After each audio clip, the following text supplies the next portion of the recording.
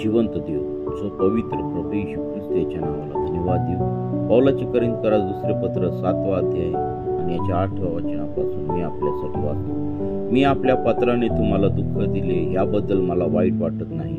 मला वाईट वाटले होते, कारण त्या पत्रापासून तुम्हाला काही वेळ तरी दुःख झाले असे मला दिसते।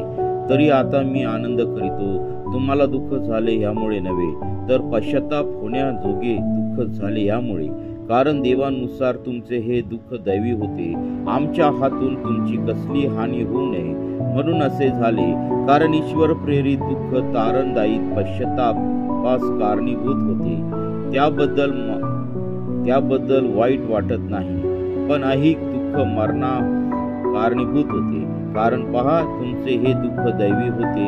या एकाच गोष्टीने तुम्हामध्ये केवढी कळकळ, केवढे दोष निवारण, केवढा संताप, केवढे भय, केवढी उत्कंठा, केवढी आस्था, केवढी शिक्षा करण्याची बुद्धी उत्पन्न झाली। ह्या बाबतीत तुम्ही सर्व प्रकारे निर्दोष आहात, याचे प्रमाण तुम्ही पटवून दिले।